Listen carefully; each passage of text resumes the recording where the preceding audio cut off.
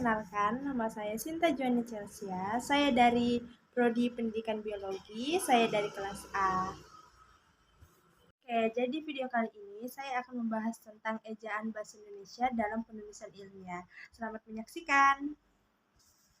Jadi kita akan masuk ke hakikat ejaan. Di sini adapun definisi ejaan, yaitu merupakan suatu aturan yang mengatur satu tulisan baik dalam penggunaan huruf, tanda baca, penulisan kosakata, dan bentukan kata, penulisan unsur serapan, afikasi, dan kosakata asing. Oke, jadi di sini ejaan itu mencakup yang pertama, ketetapan mengenai morfologi seperti kata dasar, kata ulang, kata menjemuk, kata berimbuhan, dan partikel-partikel.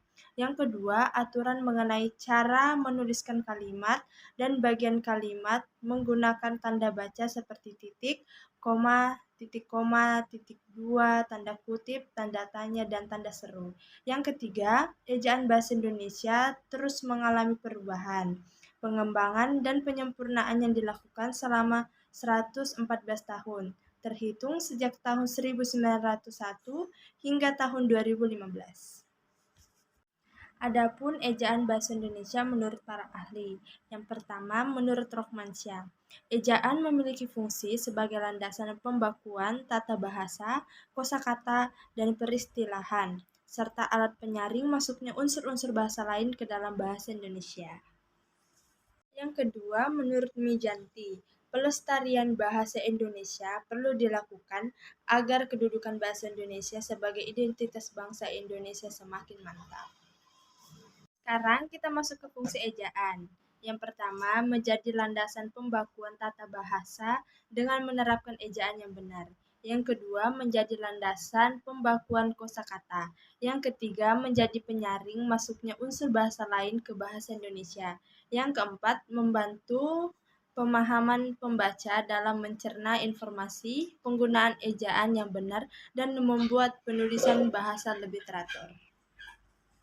Selanjutnya, kita masuk ke sejarah ejaan.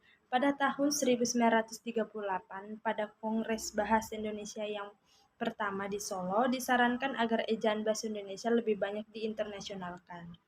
Lalu, pada tahun 1947, Soewandi, Menteri Pengajaran, Pendidikan, dan Kebudayaan pada masa itu, menetapkan dalam surat keputusannya bahwa bahan ejaan bahasa Indonesia dengan maksud membuat ejaan yang berlaku menjadi lebih sederhana.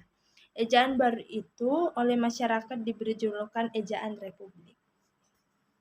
Lalu, Kongres Bahasa Indonesia kedua yang diprakarsai Menteri Muhammad Yamin diselenggarakan di Medan pada tahun 1954. Kongres itu mengambil keputusan supaya ada badan yang menyusun peraturan ejaan yang praktis bagi bahasa Indonesia. Menteri Pendidikan dan Kebudayaan dengan surat keputusannya menyusun buku pedoman umum yang berisi pemaparan kaidah ejaan yang lebih luas.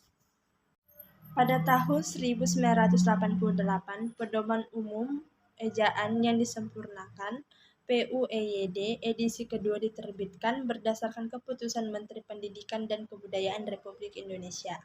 Pada tahun 2016, berdasarkan keputusan Pedoman Umum Ejaan Bahasa Indonesia yang disempurnakan, PUEYD diganti dengan nama Pedoman Umum Ejaan Bahasa Indonesia yang penyempurnaan naskahnya disusun oleh Pusat Pengembangan dan Perlindungan, Badan Pengembangan dan Pembinaan Bahasa.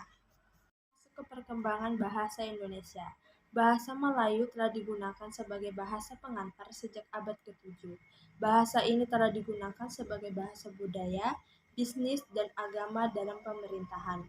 Bahasa ini telah digunakan di berbagai tempat termasuk Palembang, Bangai Barat, dan Karangbrahi. Bahasa ini dianggap sebagai bahasa pergaulan, memiliki jangkauan penggunaan yang luas, memiliki faktor psikologis, dan dianggap sebagai bahasa budaya secara luas. Pada zaman Sriwijaya, bahasa ini digunakan sebagai bahasa otoritas. Bahasa ini digunakan di berbagai daerah, termasuk Jawa Tengah, Bogor, dan Manila.